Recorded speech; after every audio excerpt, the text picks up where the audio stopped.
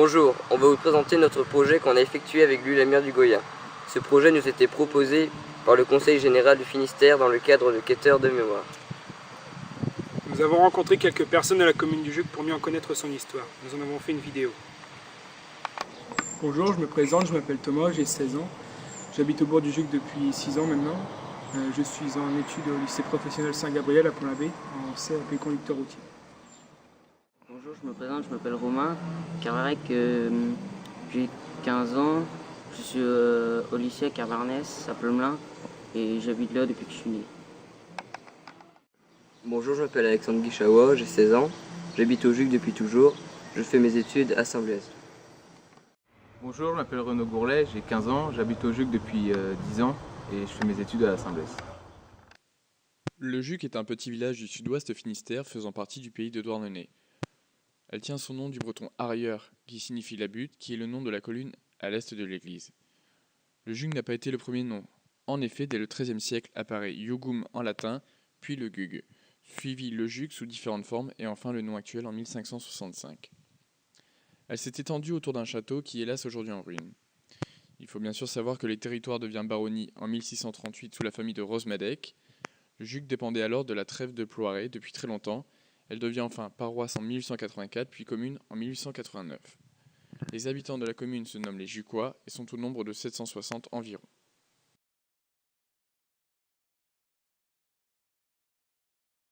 Vous avez tous été à l'école du coup au Juc? Oui. Pas tous, non? Le début, quoi. Ouais. Parce qu'on a eu quelques retours comme quoi donc à l'école il fallait parler français, sachant qu'en général on parlait breton à la maison. Vous savez pas. On se faisait taper sur les doigts. Si on parlait breton, c'était comme ça. Hein. D'accord, ouais. Mais oui, mais quand on était à la maison, On les a on sentis. connaissait deux langues à l'école. Voilà, ouais. On savait que le Oui, il y en a qui ont appris le français en fait en allant à l'école, c'est ça? Oui, c'est ça. D'accord. Ah, mais la conversation qui était faite dans toutes les maisons, c'était au départ rien que le breton. Ouais, c'est la langue maternelle. Ah oui. Et le français, on l'a appris quand on a commencé à fréquenter, moi ici, School de Lyon. D'ailleurs, j'habite à 2 km d'ici, 2 km, pas plus. Je venais à pied, la nuit, il faisait nuit encore le matin. Oui. Hein, À pied, oui. j'avais peur la nuit. Alors dès qu'on entendait un hibou, on avait des poils qui se restaient sur la tête. Et la pluie. Et la pluie, et le vent. Et attention au train, va En pas sabot de tomber. bois, en sabot de bois. En sabot de bois, bout de quoi. Des galoches. Moi, j'étais en pension à 6 ans. 6 ans. À 6 ans, j'étais en pension. J'habitais à 4 km du Juc. Ouais. Donc à 6 ans, évidemment, bon, la rentrée était en octobre, on avait des vacances à Noël, oui, à Pâques et aux grandes vacances. Et c'est tout. C'est tout. Et c'est tout. Il y avait cette convivialité, là, tu vois, qu'il n'y a pas maintenant. Tout le monde se connaissait. Tous. Ouais. Hein? Quelles étaient les traditions? La place des traditions, c'est vrai que ça Qu'est-ce que vous attendez par fête là locale. Et on pense aussi, je pense aux traditions, ça c'est religieuses. Ah, ça, c'était suivi, hein? Voilà, c'était. Ah, c'était suivi, hein, ça, je te garantis. Hein. Ouais. On est à la messe. Ouais. Oui, il y avait 2 messes, tu sais. Il y avait ceux qui étaient de corvée, qui faisaient la passe-messe. Oui, enfin, la campagne, c'était ça. La campagne, c'était ça. Il fallait s'occuper des Chacun bêtes. son tour, il fallait s'occuper des bêtes. Oui, d'accord. Donc Mais c'est pas il y avait un qui était de Corée, quoi. Et ceux de corvée allaient à la passe-messe et Mais les autres allaient à la grand-messe. Corée. Quels sont les changements? Ben oui, les changements. C'est dingue, là, les changements qu'il y a, ne serait-ce que dans le travail, les grandes journées. Hein. Vous savez, quand on faisait la moisson, là, 3 jours pour battre dans chaque ferme pour un somme. Maintenant, vous tournez le dos, c'est fini. Le changement qui a eu lieu, pour moi, c'est surtout l'arrivée du tracteur. Hein. Ah oui, surtout l'arrivée du tracteur. Bon, les commerces au Juc à l'époque. Ah oui, du commerce. Ça va être maintenant. Ah non, mais non. Ça manque maintenant, je dis carrément. Hein. Ouais. Ah oui. Ah, c'était le commerce entre la campagne et la ville ou quoi? Tu t'habillais au Juc, je sais pas moi. Et les commerces chez nous. Tout, aussi bien l'épicerie, le boulanger, le boucher, il y avait tout, 2 bouchers, 3 bouchers. C'était à mon Juc, il y en a qui, presque toutes les maisons, tant qu'on était, il y avait 6 ou 7, je crois. Quoi? des bistrots. Ah oui, les carrés, oui. Il fallait pas donc le faire le même jour. Comment on a vécu entre-temps, quel était notre mode de vie comparé à maintenant, il y a beaucoup de différences. Si on commence par, ne serait-ce que la télévision, ça n'existait pas. L'électricité, il n'y en avait pas. L'eau dans les maisons, il y en avait. Il fallait aller chercher au puits. Les vaches, il n'y avait pas une machine pour les traire, des robots comme maintenant. Il fallait y aller. Il fallait tirer les vaches. Il fallait tirer les vaches. Les attacher au champ. Voilà. Les attacher avec une chaîne. Et leur changer de place 3 fois par jour. Et puis ça change pas sans ça. Donc, et sinon, c'est vrai qu'au niveau entente, il y avait une meilleure une convivialité qu'on ne trouve plus. Non, quand on tue le cochon dans une ferme, en général, on distribuait à tout le quartier en avait. Le partage, quoi. Ouais. On le partageait. Ouais.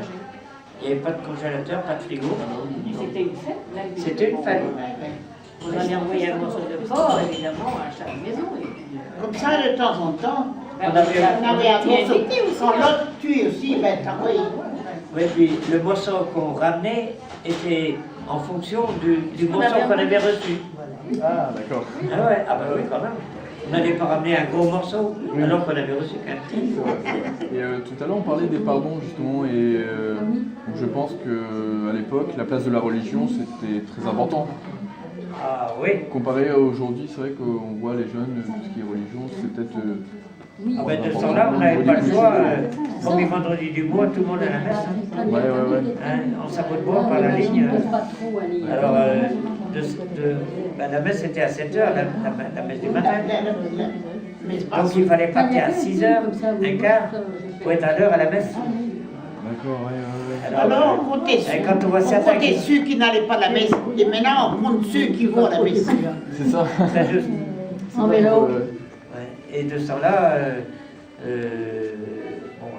fallait vraiment, se lever tôt, qu'il fasse froid. Quand la grand-mère avait décidé de nous amener à la basse-messe, ou à la messe du premier vendredi. Allez hop, tout le monde, pas la ligne. Allez, oui. Qu'il pleuve, qu'il monte. Ah, qu'il pleuve, qu'il monte. Moi, en pension, à 6 ans, j'allais à la messe tous les jours. Entre 12 et 15 personnes dans chaque maison. Entre les grands-parents, les parents, les enfants, une employée femme, souvent, et un commis, homme, ou deux. Les beaux-frères, la belle-sœur. Alors, après, il y avait les beaux-frères et les belles-sœurs qui étaient là. Tant qu'ils n'étaient pas mariés, ils faisaient partie de la popote familiale. Tout le monde tapait dans le ragoût. Aller travailler ailleurs, c'était pas encore dans les mœurs. Les moyens de communication, les moyens de transport n'étaient pas les mêmes déjà. Ah non, en vélo. En vélo ou à pied. Voilà, c'est ça. Donc ça limitait beaucoup les déplacements. Mais on avait tous un groupe qui allait ensemble. C'était la fête pour y aller, la fête pour rentrer. Et quand vous avez fondé un foyer à vos enfants, c'était pas la même éducation du coup? Pas la même éducation que vous? Disons qu'on a évolué aussi, quoi. Voilà, c'est ça. À la force des choses. La première fois qu'on a eu le courant électrique, moi je me rappelle, c'était en 1951. D'accord. On ne savait pas, moi je n'avais jamais vu une ampoule dans la maison. Appuyer sur un bouton, on avait de la lumière. C'était formidable. La magie, ouais. C'était en 51, toi? 51. Nous, c'était 54, nous autres. Toi, tu étais après? Nous, c'était en 50. 54. Ah oui. Ici, au bout, c'était en 31. Oui. Oui, au bout, c'était plutôt. Oui.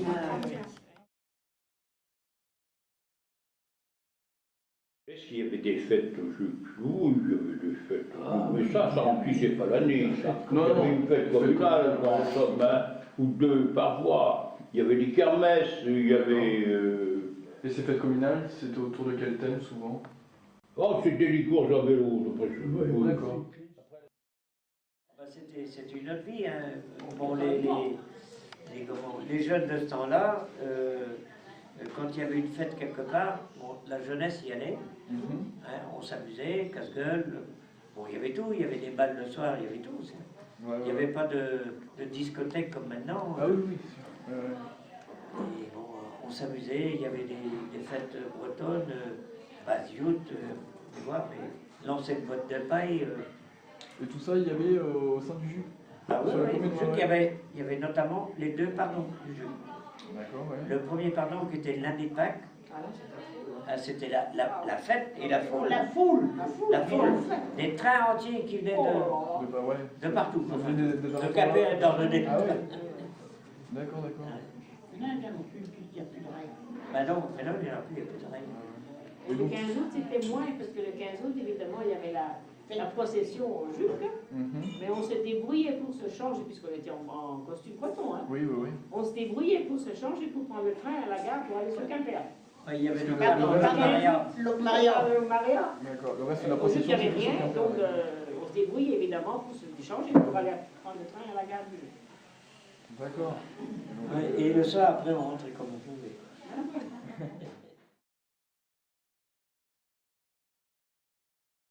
Qu'est-ce que vous faisiez de votre temps libre? Ben, Les quoi? dimanche, c'était le football, quoi. Il y avait Même ça dépend. Hein. Il y avait les vacances, d'abord, quand on était en pension. Ça, c'est le temps libre, ça. Ouais. Ça, c'est le temps libre, ça. Quand on venait à la maison, quoi, on est des... Hein, je ne vous dis pas qu'on était tués, mais on donnait un coup de main, quand même. Hein, et puis, alors, arrive adolescent. Je suis resté à 16 ans à la maison. Ah ben non, il fallait au turbin, comme on dit. Ouais, il fallait travailler. Hein, et le dimanche, mon Dieu, je joue au football. Et les patronages. Ah ouais? Ah oui, moi je me rappelle, dis donc, j'étais en classe avec un père. Et tu sais, le vendredi, les externes, mon vieux, qui te rabâchaient les oreilles avec tous les activités qu'ils avaient au patronage pendant le jeudi. Ça, je l'ai vu moi-même, ça. Hein, la GIA, la phalange et Toundra. Moins de temps libre pour ces jeunes, pour les jeunes à l'époque, vu que le travail, il y avait plus de travail effectué. Je sais pas quelle était la période la plus... Ils étaient peut-être pas aussi riches, mais certainement, moi j'ai l'impression qu'ils étaient plus heureux. Je pense qu'il restait quand même un petit peu de temps pour le temps libre quand vous étiez jeunes. Ah oui, du temps libre, pas tant que ça. On n'avait pas le droit de lire. Hein. On n'avait pas le droit de lire déjà, ouais. Il fallait toujours faire quelque chose. Il fallait s'occuper, quoi. Ah oui. Ouais. Ah oui. D'accord. Quand le travail est fini, il y avait autre chose encore. des choses à repriser, les pantalons. Toujours. Ouais, pour les femmes, et nous, on ne reprisait pas les pantalons, on faisait les trous. Les femmes, les hommes. On faisait les trous, alors le soir, quand la nuit venait, bon, en hiver c'était tout trouvé, on nous mettait un sac de haricots à trier. Alors, c'était des flageolets en sac, et puis on les mettait sur la table. On déversait 5 pieds. Et alors, après, il fallait tirer ceux qui étaient pourris, et les blancs d'un côté et les noirs de l'autre. C'était à peu près ça. Et bien travaillé, en hiver, on avait le droit des châtaignes. Mais avant les châtaignes, il fallait se mettre à genoux pour dire la prière. Et il y avait une page de lecture de la vie des saints. Oui, par ça, ma foi, qu'est-ce qu'il y avait comme distraction? Il y avait des moulins. Autrefois, il n'y en a plus. Oui. Il y avait les mariages comme distraction. Oui. Enfin, oui, il y avait les mariages. Pour les mariés, c'était peut-être une distraction. Quand on était invités, mais bon... Mais quelquefois, on allait ici, au bal. Au bal, le mariage, oui. Oui, au bal, on y allait. Après, nous, il fallait être... Il fallait être invité. Autrement, tiens, il y a le mariage, on allait au bal. Ah oui, mais ça, c'était le mardi ou le mardi. Le mardi ou le mercredi. Le mardi. Alors, on mettait nos amis dimanche, le mardi et le mercredi, pour aller au bal de noces.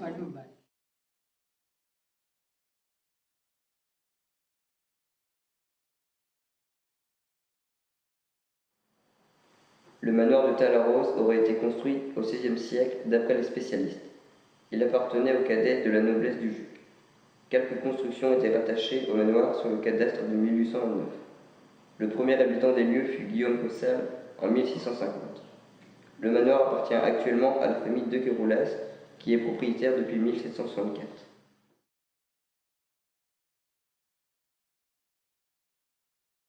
Suite à la demande de Saint-Maudet auprès du Père éternel, une cloche fut construite pour le clocher de l'église du Juc. Un homme reconnu en Basse-Bretagne, nommé Hervé le Juc, fut chargé de mener l'attelage. Hélas, pendant le trajet, la charrette, malgré son attelage de 10 chevaux et 10 bœufs, ne put plus avancer.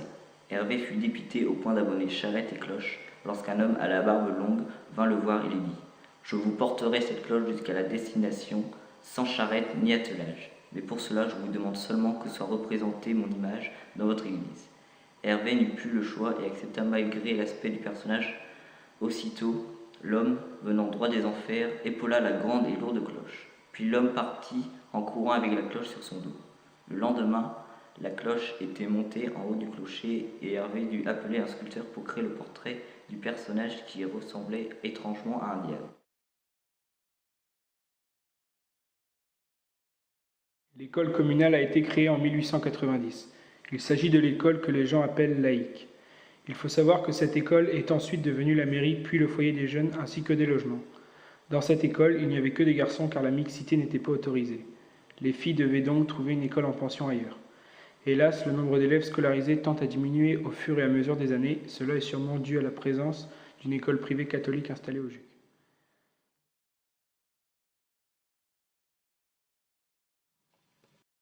L'école privée qui était exclusivement prévue pour les filles a été ouverte en 1926 par des sœurs de Camaria et se nommait l'école privée Notre-Dame de Toute-Grâce.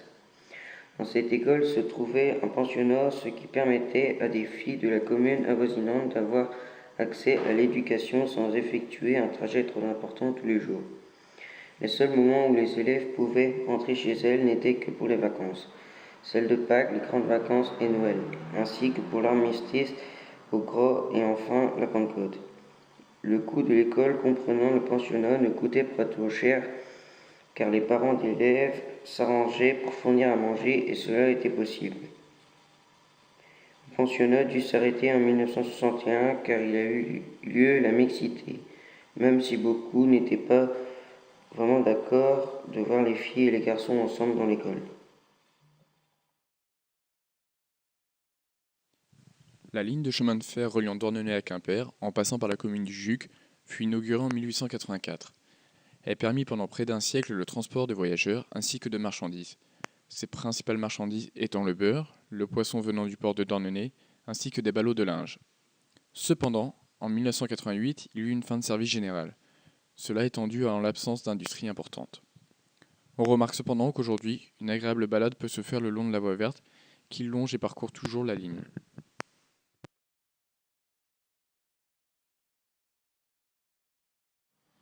L'église fut construite en plusieurs phases entre le XVIe siècle et le XVIIIe siècle et est classée monument historique depuis 1916. Cette église fut édifiée sous les ordres du baron du Juc qui participa à la croisade de Damiette en 1249. Au Juc, il y avait 3 pardons dans l'année. Celui du lundi de Pâques était le premier pardon de la région et attirait des milliers de personnes. Les marins dornénistes venaient conjurer le diable, situé derrière la chaire sur le côté gauche, à qui il laissait mégots de cigarettes et vieilles chics. Celui du 15 août n'était que religieux, et enfin le 3e à la Saint-Maudé. Le 3e dimanche de novembre était beaucoup plus modeste.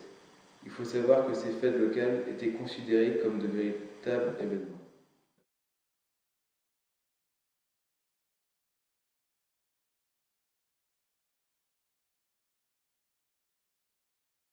L'un de nos passe-temps favoris est d'aller au stade pour jouer au foot et se dépenser. Certains d'entre nous aiment bien aller à la rivière du Ry pour se promener et pêcher car il y a des coins sympas.